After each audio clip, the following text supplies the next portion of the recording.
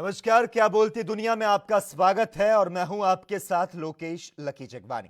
तालिबान ने social media में viral उन दावों का खंडन किया है जिसमें कहा गया कि तालिबान कश्मीर में पाकिस्तान प्रायोजित आतंकवाद में शामिल हो सकता है।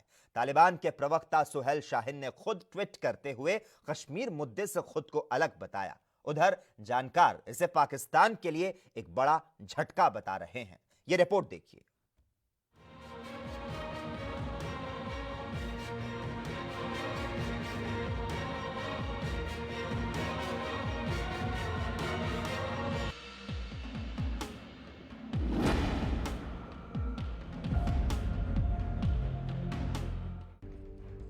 कश्मीर में पाकिस्तान पोषित आतंकवाद को शह देने में तालिबान हमेशा से संदिग्ध रहा है। कश्मीरी आतंकवादियों को छुड़ाने में भी तालिबान की प्रत्यक्ष भूमिका रही, लेकिन अचानक से तालिबान की ओर से कश्मीर को भारत का आंतरिक मुद्दा बताना भारत ही नहीं बल्कि पूरी दुनिया को चौंकाने वाला है। तालिबान ने सोशल मीडिया पर किए जा रहे उन दावों को खारिज किया कि वह कश्मीर में पाकिस्तान समर्थित आतंकवाद में शामिल हो सकता है। तालिबान ने साफ कहा कि वे दूसरे देशों के आंतरिक मामलों में दखल नहीं देता है। तालिबान की राजनीतिक शाखा इस्लामिक अमीरात ऑफ अफगानिस्तान के प्रवक्ता सुहेल शाहीन ने सोमवार को ट्वीट किया, जिसमें उन्होंने लिखा कि भारत के बारे में कुछ मीडिया में जो बयान प्रकाशित किया गया है वह इस्लामिक अमीरात से जुड़ा हुआ नहीं है। इस्लामिक अमीरात की नीति स्पष्ट है कि वह अन्य देशों के आंतरिक मामलों में हस्तक्षेप नहीं करता है।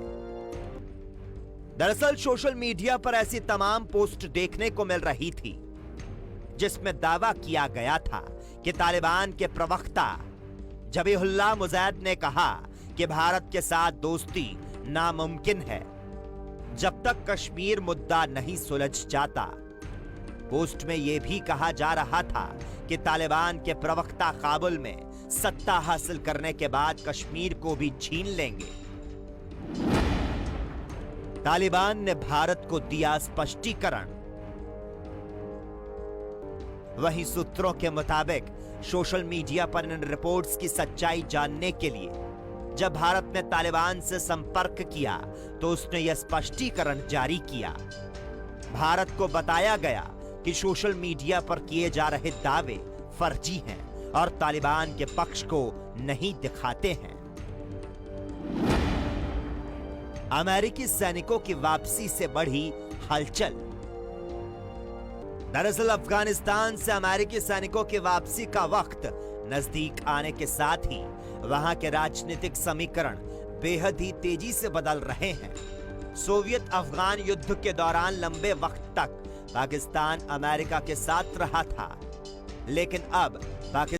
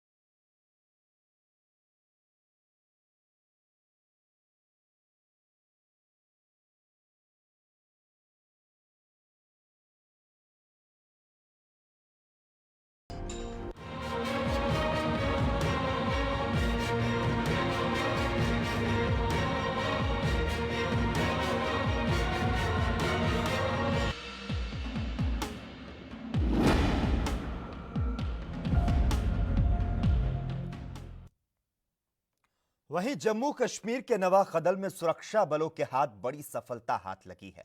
यहां सेना ने 2 आतंकियों को ढेर कर भारी मात्रा में गोला बारूद बरामद किया। इन आतंकियों के साथ सोमवार रात से मुठभेड़ जारी थी। यह रिपोर्ट देखिए।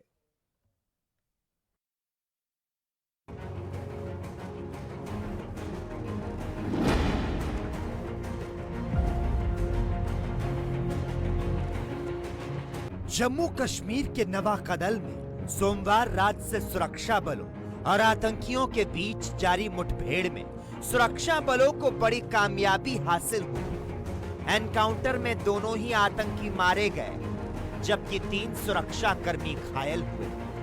आतंकियों के पास से भारी मात्रा में गोला बारूद मिला। ये मुठभेड़ सोमवार रात से शुरू हुई। आतंकियों के बीच में किसी तरह से बातचीत ना हो सके। पुलिस ने इस दौरान मुठभेड़ के दौरान इलाके में इंटरनेट सेवा और कॉलिंग सेवा बंद करवा दी। आतंकियों की हुई पहचान। वहीं इस मुठभेड़ की जानकारी देते हुए डीजीपी दिलबाग सिंह ने बताया कि दोनों आतंकियों को मार गिराया गया और उनकी पहचान कर ली गई है। इनमें से एक का नाम जुनैद अशरफ खान और दूसरे का नाम अहमद शेख था। अहमद शेख पुलवामा का रहने वाला था, जबकि जुनैद अशरफ श्रीनगर का रहने वाला था। पिछली रात का जो ऑपरेशन है, इसमें 2 टेररिस्ट मारे गए हैं और दोनों की पहचान हमारे पास आ गई। एक तो श्रीनगर शहर से ही है जुनैद अशरफ खान और दूसरा पुलवामा से है तारिक अहमद शेख। जुनैद अशरफ खान, जैसा कि आप जानते हैं, हुर्रियत के जो चेयरमैन है इस वक्त, मोहम्मद अशरफ खान, उनका बेटा है, सबसे छोटा बेटा है, जो 2 साल पहले मिलिटेंसी ज्वाइन कर गया था। तब से लेकर के इसके 3-4 जेलों के अंदर एक्टिव होने की खबर थी। ज़्यादातर बडगाम, पुलवामा, शोपियां और श्रीनगर के एरिया में इसका बीट रहता था। और इसका दूसरा साथी सिर्फ मार्च के महीने में ही उसने हिजबुल मुजाहिदीन को ज्वाइन किया था, जो इसके साथ रात के एनकाउंटर में मारा गया। दरअसल सोमवार शाम को पुलिस को सूचना मिली थी कि इलाके में कुछ आतंकी छिपे हैं, जिसके बाद पुलिस ने सेंट्रल रिजर्व पुलिस के साथ मिलकर सर्च ऑपरेशन शुरू किया और इसी दौरान आतंकियों ने गोलीबारी शुरू कर दी। आतंकियों और सुरक्षा बलों के बीच पूरी रात मुठभेड़ हुई और इस दौरान पुलिस ने पूरे इलाके में इंटरनेट और मोबाइल सेवा बंद कर दी। पाक ने की 40 मिनट तक भारी गोलाबारी। वहीं इसके पहले सोमवार को लगातार दूसरे दिन पाकिस्तानी सेना ने संघर्ष विराम का उल्लंघन किया।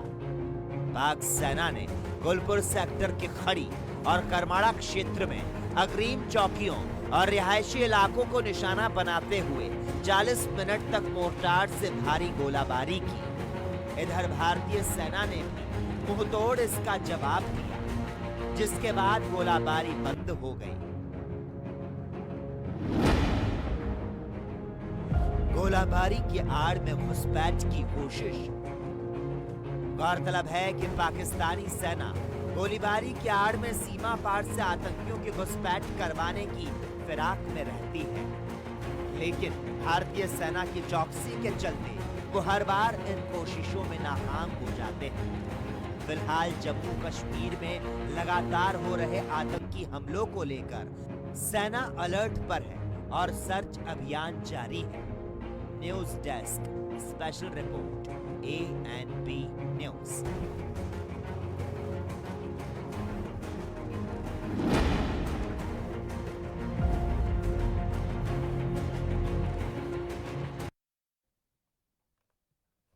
क्या बोलती दुनिया में खबरों का सिलसिला लगातार जारी रहेगा। यहां रुकते हैं एक छोटे से ब्रेक के लिए।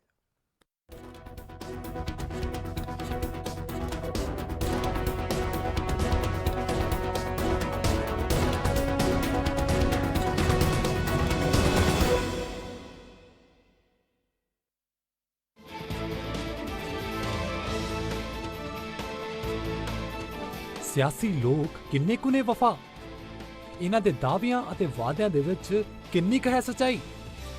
ਇਹਨਾਂ ਸਵਾਲਾਂ ਦੇ ਜਵਾਬ ਲੱਭਣ ਦੇ ਲਈ ਦੇਖੋ ਜਗਤਾਰ ਦਾ ਵਾਰ ਹਰ ਐਤਵਾਰ ਸ਼ਾਮੀ 7 ਵਜੇ ਸਿਰਫ ANB ਨਿਊਜ਼ ਤੇ।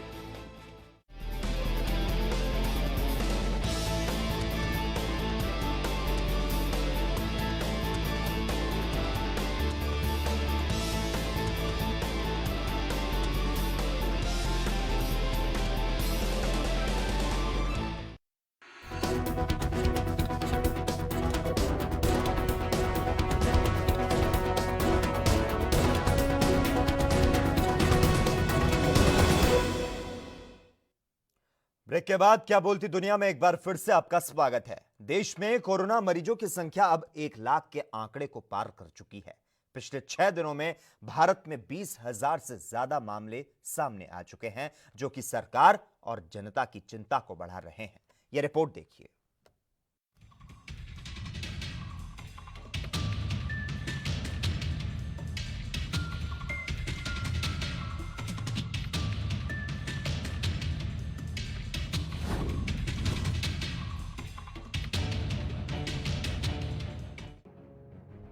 देश में कोरोना मरीजों की संख्या 1 लाख के आंकड़े को पार कर चुकी है और अब भारत विश्व के उन 11 देशों में शामिल हो गया है जहां 1 लाख से ज्यादा कोरोना मरीज हैं। देश में मंगलवार शाम तक कोरोना मरीजों की संख्या बढ़कर 1,02,335 हो गई, जबकि 3,169 लोग अपनी जान गंवा चुके हैं। हालांकि इसी बीच राहत भरी खबर ये आई है कि देश में इलाज के बाद करीब 40,000 लोग ठीक भी हुए हैं, जबकि 59,486 लोग अभी भी अस्पतालों में हैं। वहीं प्रदेशों की बात करें तो महाराष्ट्र देश में कोविड-19 का हब बना हुआ है। महाराष्ट्र में अब तक 35,000 से ज्यादा मामले सामने आ चुके हैं, जबकि 1,249 लोगों की जान जा चुकी है।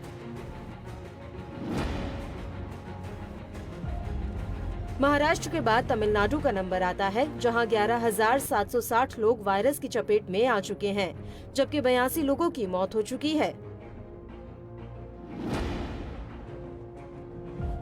इसी तरह बात करें गुजरात की तो यहां भी 11,000 से ज्यादा लोग वायरस की चपेट में आ चुके हैं, जबकि 694 लोग अपनी जान गंवा बैठे हैं।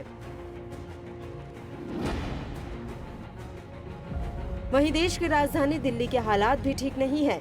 दिल्ली में कोरोना मरीजों की संख्या 10,000 के आंकड़े को पार कर चुकी है, जबकि 166 लोग अपनी जान गंवा बैठे हैं।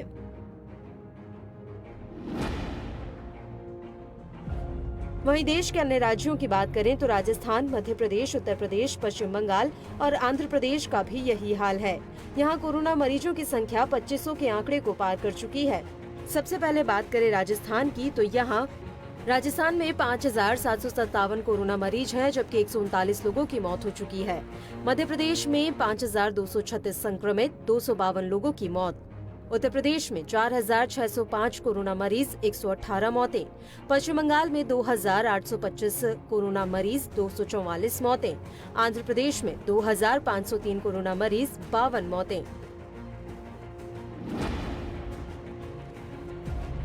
वहीं इसके अलावा अगर अन्य राज्यों की बात करें तो पंजाब, तेलंगाना, बिहार, कर्नाटक और जम्मू कश्मीर का भी यही हाल है। यहाँ कोरोना के 1,000 से ज्यादा मामले दर्ज किए गए हैं। सबसे पहले बात करें पंजाब की तो यहाँ पंजाब में 1,980 कोरोना मरीज, 37 मौतें।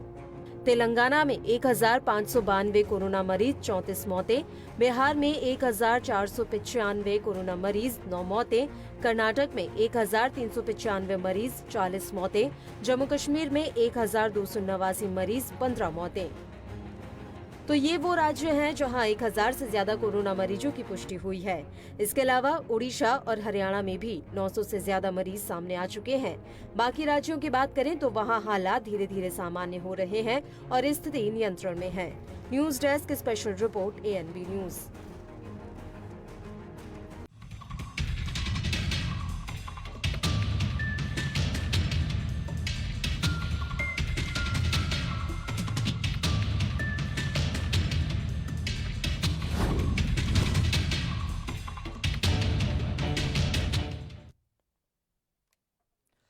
देश में कोरोना मरीजों की संख्या 1 लाख के पार पहुंच चुकी है, लेकिन यह रफ्तार दूसरे देशों के मुकाबले काफी कम है। चलिए जानते हैं भारत में कितने दिनों में केस 100 से 1 लाख हुए और दूसरे देशों में कितने दिनों में यह केस 1 लाख तक पहुंचे। यह रिपोर्ट देखिए।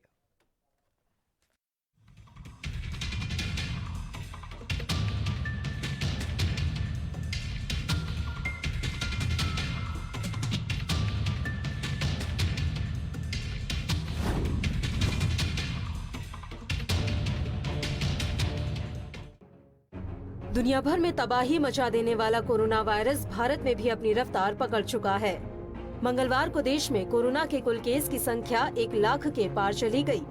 दुनिया में भारत ऐसा 11वां देश है जहां पर कोरोना के कुल मामले 1 लाख के पार हुए हैं। वहीं देश में अब तक 3000 से ज्यादा लोगों ने अपनी जान गंवाई है। लेकिन अगर आंकड़ों पर गौर करें तो भारत में कोरोना वायरस के केस की रफ्तार दूसरे देशों से काफी कम रही है। देश में कुल केस का आंकड़ा 1 लाख पहुंचने तक 110 से अधिक दिन लगे हैं। एक्सपर्ट्स ने किया था भारत को आगाह। दरअसल दुनिया में जब कोरोना वायरस अपना कहर बरपा रहा था, तब दुनिया भर के एक्सपर्ट्स ने भारत को चेताया था। अधिक जनसंख्या और बड़ा देश होने के कारण यहाँ काफी खतरा था। लेकिन आंकड़े इस बात की गवाही देते हैं कि देश में लागू किए गए लॉकडाउन के कारण कोरोना वायरस की रफ्तार काफी कम रही है। एक्सपर्ट्स भी इस बात का जिक्र कर रहे हैं। भारत में कितने दिन में 1 लाख केस? देश में कोरोना वायरस का पहला केस 30 जनवरी को आया था। केरल में आए इस केस के बाद करीब 1.5 महीने तक कोरोना की रफ्तार काफी धीमी रही।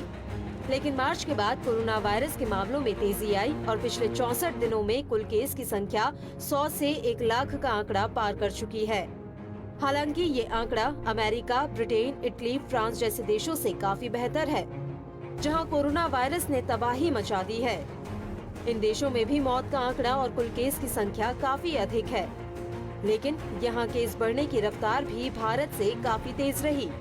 चलिए जानते हैं उन देशों के बारे में जहां 1 लाख मरीजों की संख्या होने में कितने दिन लगे।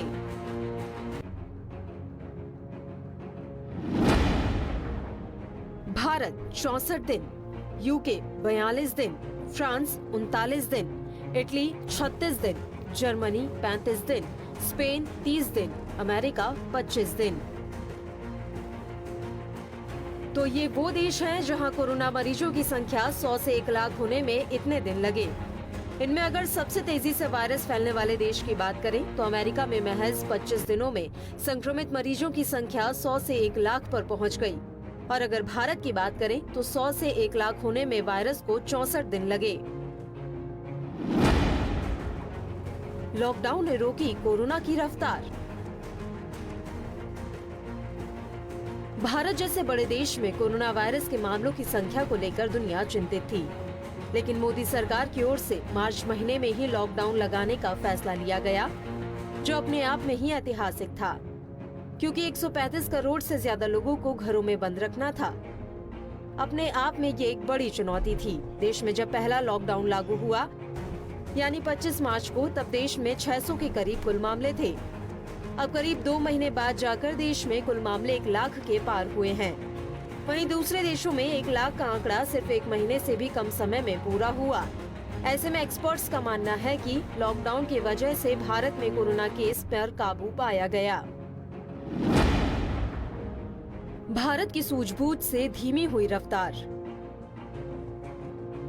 गौरतलब है कि मोदी सरकार कोरोना वायरस को रोकने के लिए उसी समय अलर्ट हो गई थी जब इसकी शुरुआत चीन में हुई थी। इसके बाद भारत ने चीनी नागरिकों के प्रवेश पर प्रतिबंध लगा दिया था और धीरे धीरे सभी देशों की एयरलाइन सेवा भी बंद कर दी थी। और आज ये उसी बात का नतीजा है कि भारत में इस वायरस को पांव पसारने में लंबा समय लगा। News desk special report ANB news.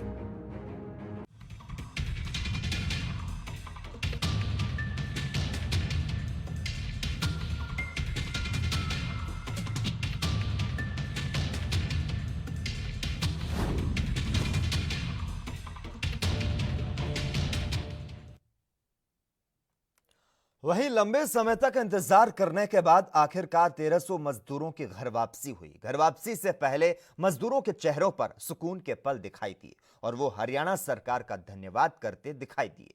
एक रिपोर्ट देखिए।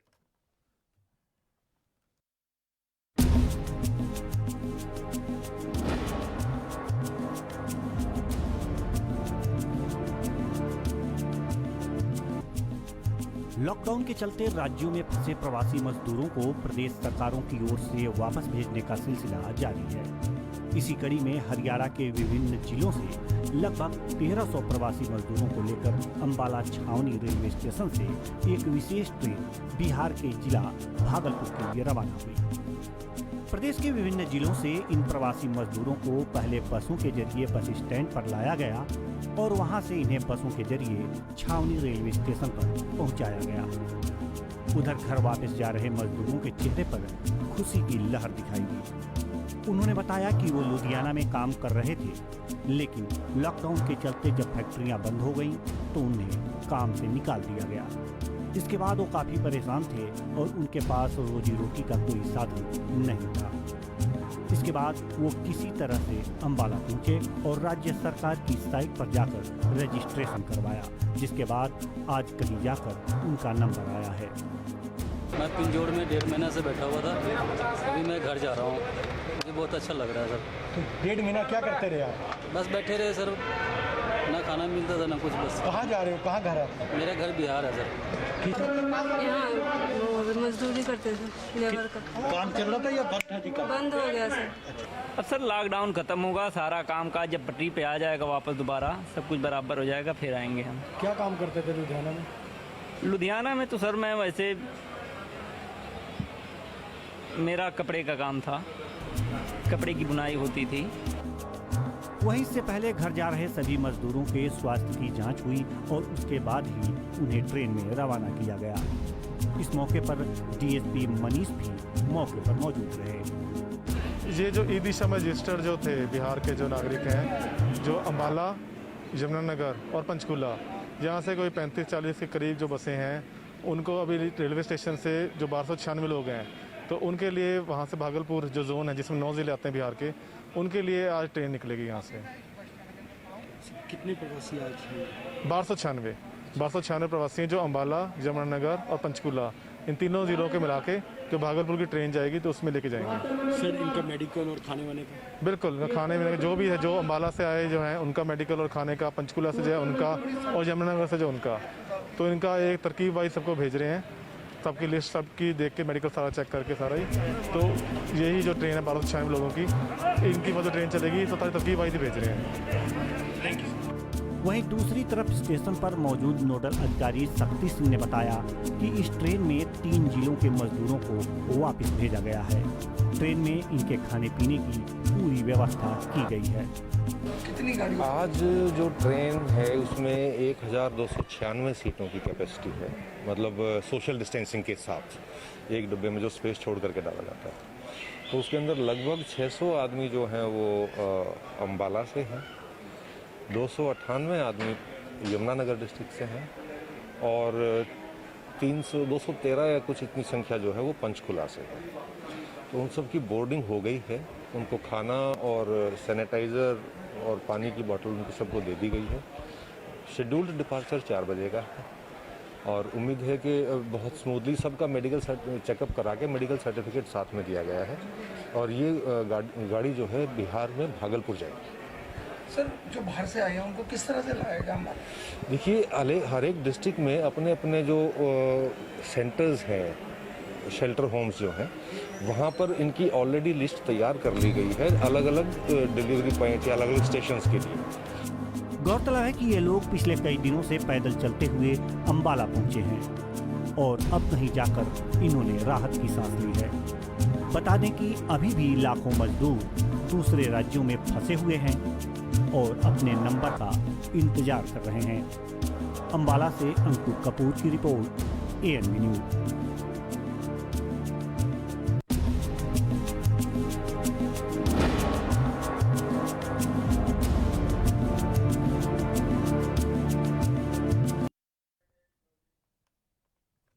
और इसी के साथ ही क्या बोलती दुनिया में इतना ही, लेकिन तमाम अहम खबरों के लिए लगातार आप जुड़े रहिए और देखते रहिए ANB न्यूज़।